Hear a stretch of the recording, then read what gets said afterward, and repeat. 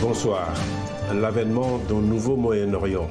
C'est en ces termes que Donald Trump a qualifié les accords signés cette semaine à Washington entre Israël et deux pays arabes.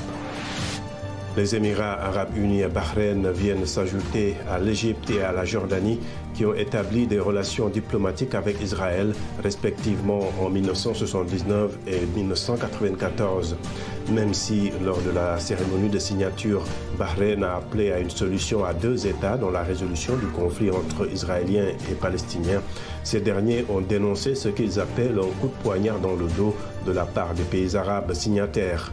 Que signifient ces derniers accords de normalisation pour la région et pour les États-Unis? Qu'en est-il de l'Afrique par rapport au conflit israélo-palestinien? Réponse au cours des 30 prochaines minutes.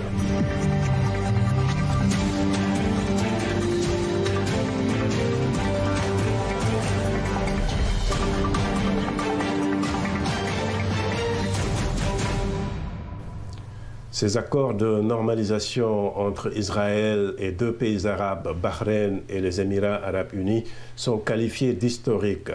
Ils ont été signés mardi à la Maison-Blanche grâce à une offensive diplomatique de Washington et ils pourraient chambouler les équilibres au Moyen-Orient selon des experts. Le point avec Arzouma Compaoré. Le président Donald Trump a tenu à organiser une cérémonie à la Maison-Blanche et a personnellement accueilli les signataires des accords. Le premier ministre israélien Benjamin Netanyahou et les ministres des Affaires étrangères du Bahreïn et des Émirats arabes unis se sont tour à tour entretenus avec le président américain avant la signature de ces accords négociés par les États-Unis. Dans toute l'histoire d'Israël, il n'y a eu auparavant que deux accords de ce type. Nous en avons maintenant réalisé deux en un seul mois et d'autres vont suivre. Certains observateurs remarquent qu'il n'y a pas de guerre entre Israël et ces deux pays arabes. Néanmoins, c'est une première depuis le traité de paix avec l'Égypte et la Jordanie en 1979 et 1994. Selon la Maison-Blanche, les accords portent le nom d'Abraham, figure patriarcale du judaïsme, de l'islam et du christianisme, qui est considéré comme représentant le potentiel d'unité entre les trois religions. La normalisation marque un changement distinct dans un statu quo vieux de plusieurs décennies où les pays arabes ont essayé de maintenir l'unité contre Israël sur son traitement des Palestiniens apatrides. Une stratégie diplomatique de l'administration Trump visant à pousser les Palestiniens vers un accord de paix. Ces derniers dénoncent un coup de poignard dans le dos.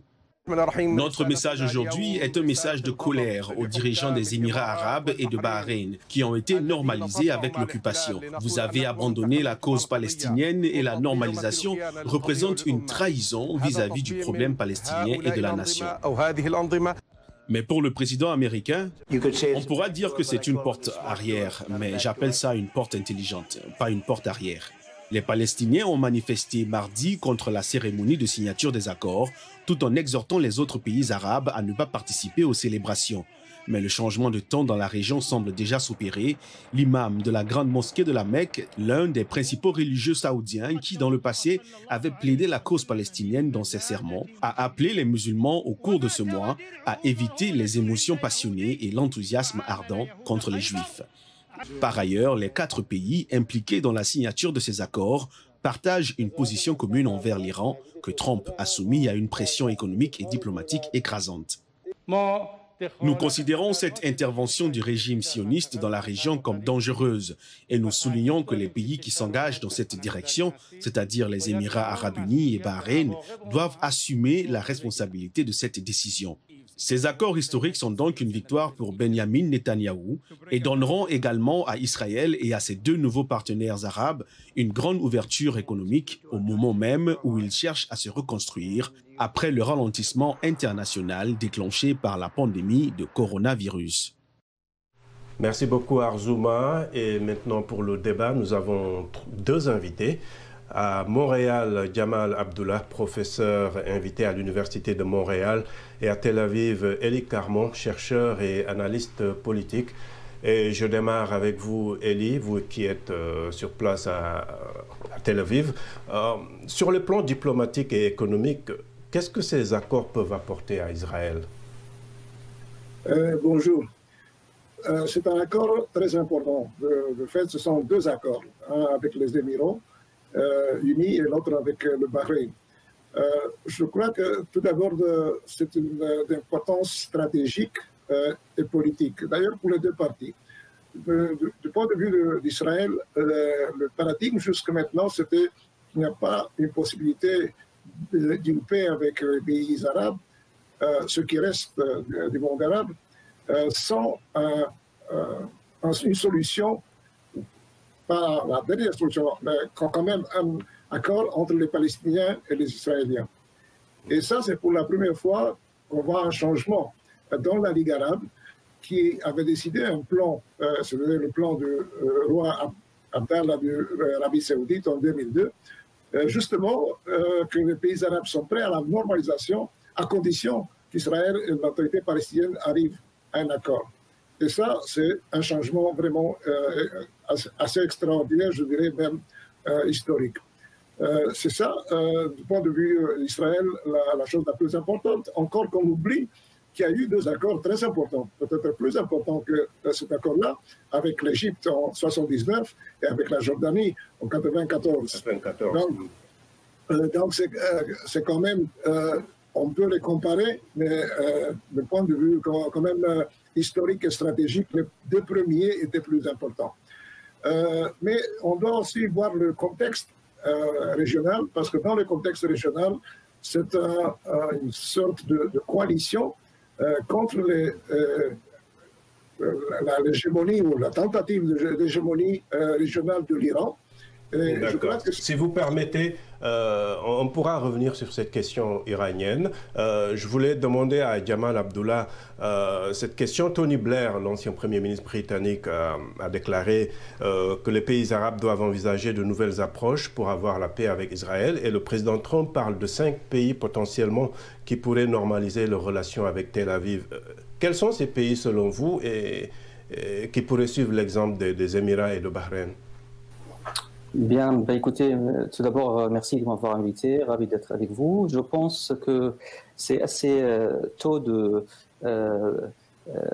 mettre le doigt sur ces 5 ou 4 pays qui peut être en fait, qui peut suivre les Émirats Arabes Unis et le Bahreïn, mais je pense que il y a un autre pays dans la région de Golfe arabo-persique, je parle ici de Oman, parce qu'Oman, on sait qu'il a des relations assez douces avec Israël depuis des années, et même le sultan Qaboos, le sultan d'Oman, il a reçu le premier ministre israélien Benjamin Netanyahu en 2018.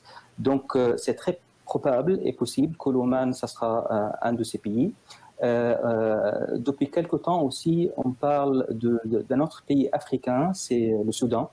On sait, en Soudan, il y a un changement radical depuis la chute du régime de Omar al-Bashir l'année dernière et l'arrivée au pouvoir d'un conseil qui gouverne le pays actuellement et qui souhaite faire sortir le Soudan de la liste noire, si vous voulez.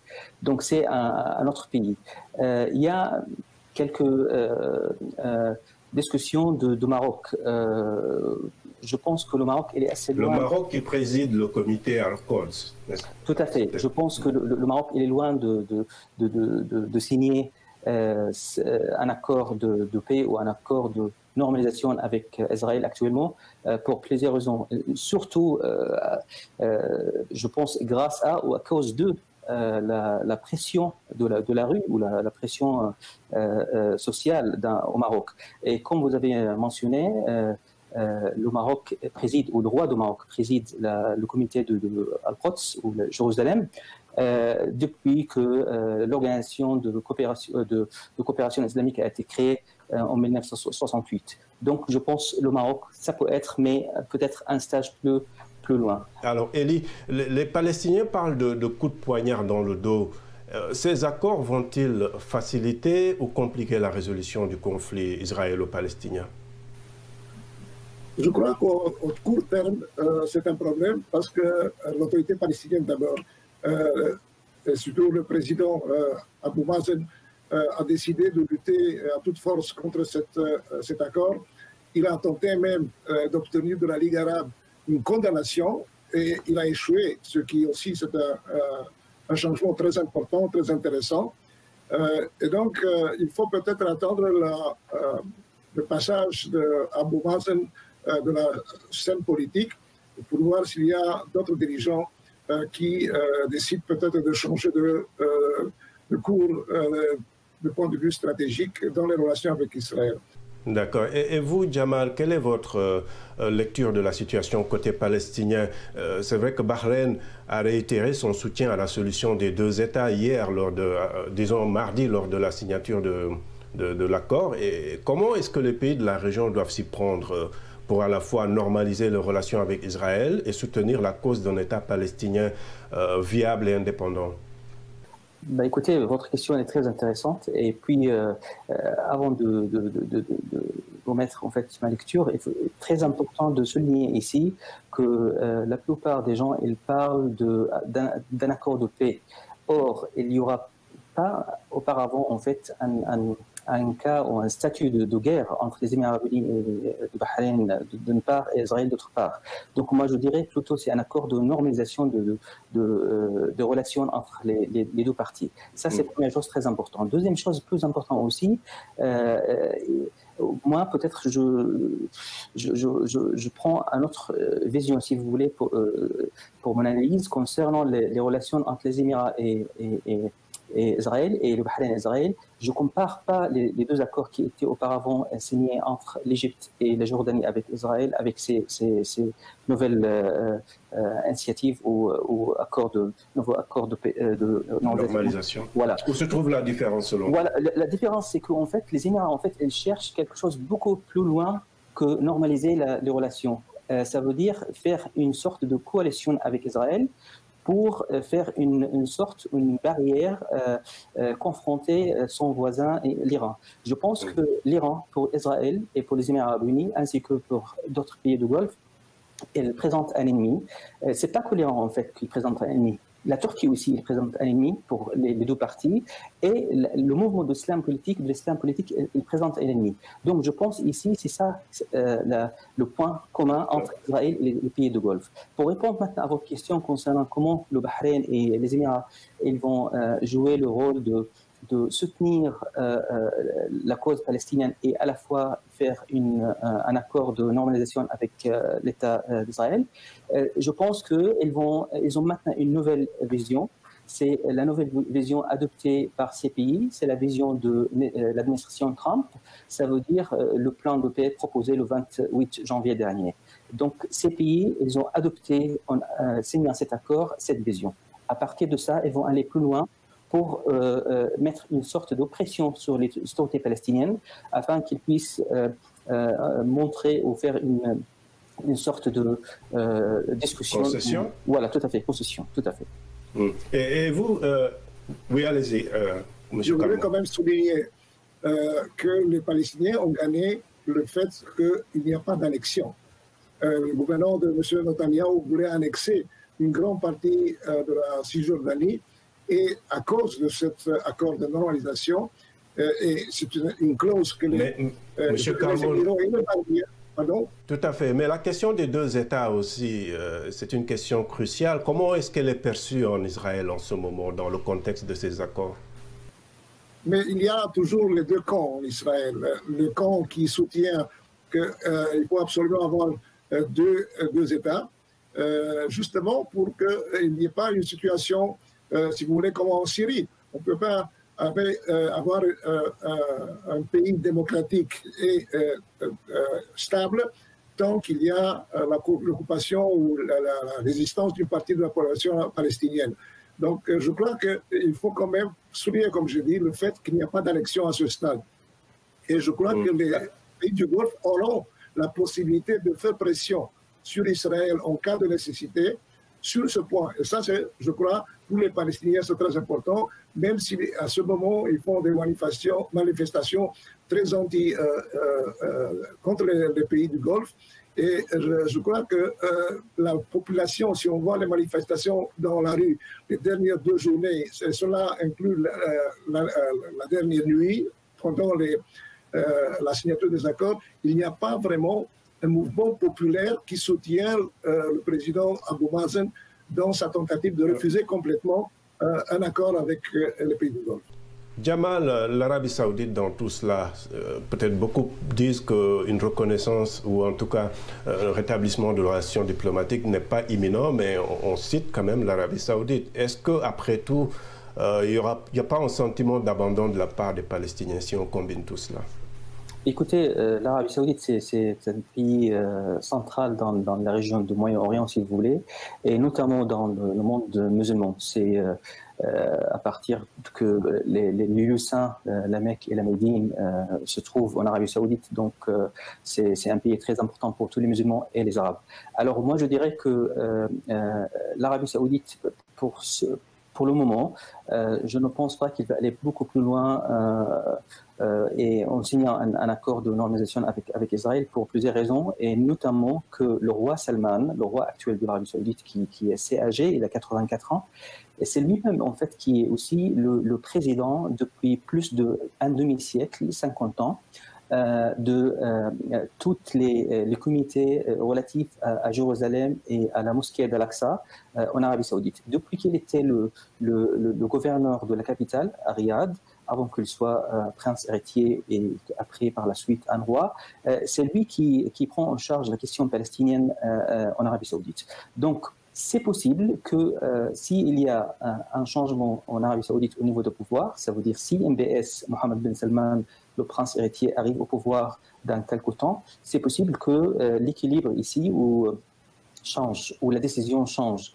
Mais en même temps, je pense que l'Arabie Saoudite, avant qu'il prenne cette décision, si vous voulez, en signant un accord avec Israël, il va compter jusqu'à 100, même plus, parce que l'Arabie Saoudite, c'est un pays très important pour tous les pays musulmans, et notamment les 57 pays qui sont membres à l'Organisation de coopération islamique. Oui, mais en 2020, est-ce que la non-reconnaissance d'Israël est défendable aujourd'hui? Quelle doit être l'approche diplomatique pour des organisations comme la Ligue arabe ou l'OCI pour que la paix s'installe et qu'il y ait un État palestinien viable, comme je le disais? Écoutez, moi je dirais quelques organisations régionales et sous-régionales, si vous voulez. Ça veut dire, je vais nommer ici 3 organisations régionales et sous-régionales. On commence par les petits, ça veut dire le sous-régional comme le CCG ou le Conseil de coopération de Golfe. Deuxième, c'est régional, c'est comme la Ligue des États arabes. Et la troisième, c'est beaucoup plus régional ou même international, c'est l'Organisation de coopération islamique. En fait, les 3, selon mon analyse, ils sont en panne actuellement. Ça veut dire qu'ils n'arrivent pas à faire une déclaration pour saluer ou pour condamner cet accord. On n'a pas entendu ni le secrétaire général de CCG, de OIC et de la Ligue des États arabes avec une déclaration pour appuyer cet accord ou pour condamner cet accord. Donc moi je pense en tant que chercheur, si vous voulez, en tant que professeur académique. Donc, je pense que c'est très important de revenir au droit international et revenir aux résolutions des Nations Unies. On a de dizaines, soit même voire des centaines des résolutions des Nations Unies qui sont liées à cette question de conflit israélo-palestinien ou israélo-arabe, si vous voulez. Donc, la plus importante, la résolution 181, 242, 338, etc., 383, etc. Donc je pense que revenir au droit international, c'est très important pour résoudre cette question.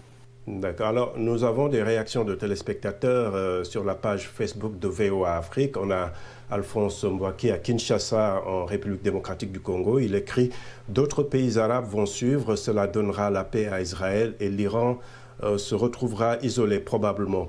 Crespin Mutumba, toujours à Kinshasa, il dit « J'aime ce geste car la bonne guerre, c'est faire et cultiver la paix avec tout le monde, surtout quand on est voisin. » Et puis Yankouba Damfa au Sénégal, il dit « Les États-Unis sont les protecteurs d'Israël, donc ils ne peuvent pas soumettre une solution qui va satisfaire les deux parties. Tant que ce sera le cas, tout compromis serait de l'utopie. » Donc, quelques réactions de téléspectateurs sur la page Facebook de VOA Afrique. Merci de rester fidèle. Washington Forum revient après une courte pause.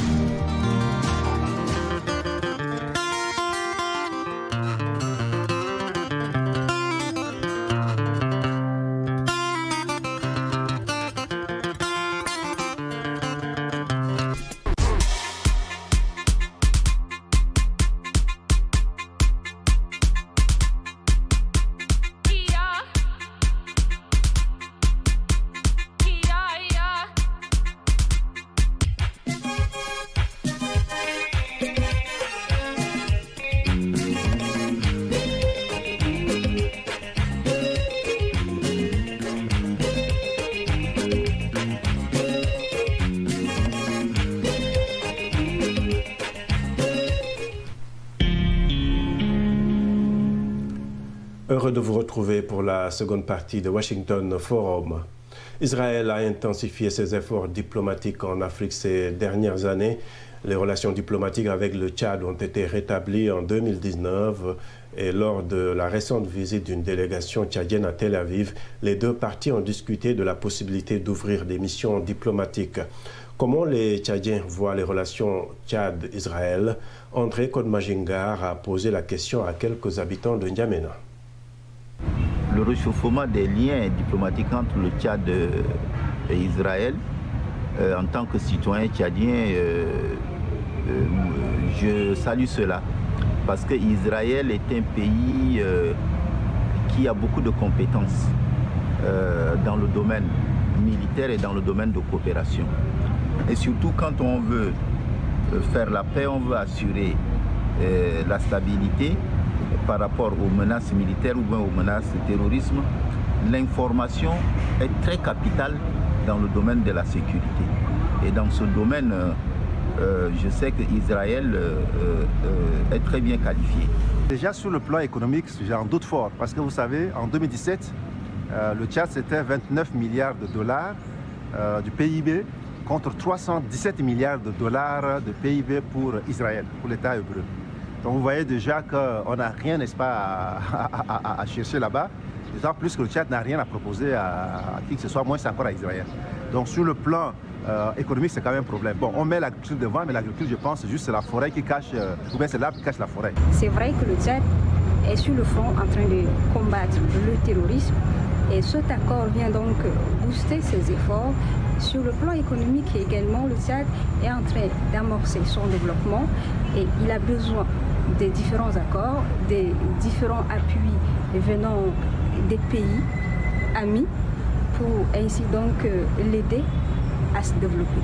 Nous croyons en tant que défenseurs des droits de l'homme que ce rapprochement dans le domaine de la sécurité puisse, n'est-ce pas, aider le gouvernement tchadien à restreindre la liberté d'opinion, la liberté d'expression des Tchadiens qui, tous les jours, n'est-ce pas, dénoncent cette mauvaise gouvernance dans laquelle nous nous trouvons depuis bientôt 30 ans. Nous sommes plutôt inquiets parce que l'Israël, dans le domaine de la sécurité, dernièrement, on a vu l'affaire relative, n'est-ce pas, à la surveillance des opposants dans certains pays africains, avec des matériels technologiques qui ont été mis à la disposition des États africains par l'Israël. Et nous craignons effectivement que le Tchad puisse effectivement s'en procurer de ces matériels pour suivre les opposants, les traquer et continuer ainsi à mettre à genoux notre jeune démocratie. Voilà, merci beaucoup. Donc, je rappelle nos invités pour ce Washington Forum. À Tel Aviv, Eli Carmon, analyste politique et chercheur. À Montréal, Jamal Abdullah, professeur à l'Université de Montréal. Alors, Eli, Israël développe ses relations avec les pays africains, hein, des pays comme le Rwanda, et même le Sénégal et le Tchad, deux pays à majorité musulmane. Quelle est la stratégie pour Israël? Il faut rappeler que l'Afrique a été un champ diplomatique très important d'Israël à partir de son indépendance et l'indépendance des pays africains. Israël a été très actif dans les années 60 et 70. Et puis, à cause de la crise du pétrole, on a coupé les relations diplomatiques du côté africain. Depuis plusieurs années, les deux derniers ministres des Affaires étrangères... Le conflit israélo-palestinien, il était pour beaucoup, en fait, pour certains pays en tout cas. Non, la majorité des pays, c'était la crise économique, la pression dans les années 72-74. Et ensuite, cruellement, parce qu'il n'y avait plus de relations diplomatiques, une partie des pays s'est rangée du côté des pays arabes.